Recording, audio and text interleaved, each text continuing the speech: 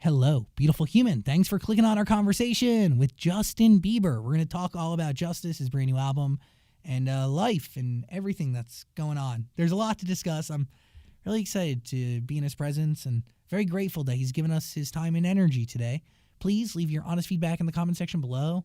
Like the video, and I'm really begging you to subscribe because without that subscription, we can't keep doing what we do.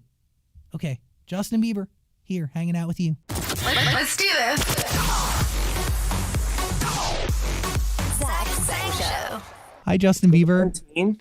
What's going on? It's going to be a good day. It's going to be a good little chat. I feel it. An amazing release weekend for you. I gotta say congratulations on an incredible album and Thanks, man. a body of work that feels different yet so you in Thank you.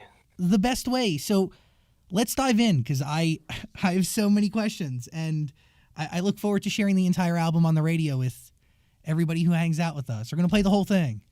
It's exciting. Thank you. Yeah. Before embarking on this era, do you set goals for yourself and for the process? Yes. I could go through my list that I made, but I'm sure that'd be too hard to find. But it's just like to inspire, to uplift, to, provide joy in this time that people are really, confused and things are really uncertain and kind of all over the place. And so I think this was just kind of like to talk about what I'm going through, and hopefully that can resonate and just kind of tell my story. Is there a story being told top to bottom if you listen to this album? I hope so. It's all true to me. So, I hope that it all sounds cohesive and, but I think that's up to kind of the listener to decide. You have a corkboard in your studio where you arrange all of the song titles. How many songs did you have for this project that you had to narrow down to? I think, what are we at? Like maybe 18 or something now? 16? It was like, I think it was like probably like 25 or 30. Wow.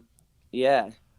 What is that process like for you? Like, are you just listening to a bunch of music, trying to figure out how they all work together? What is it? Yeah, so I bounce ideas and songs off of people, and I get their reactions, and I ask people who I really love and trust.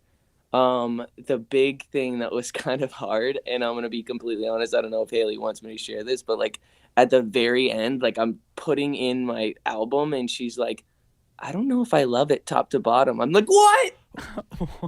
I'm like, "What?" And she's like, I don't know. And I think it's just because, for me as an artist and when you're living with something for a long period of time, things can become old to you when it's so new to fresh ears.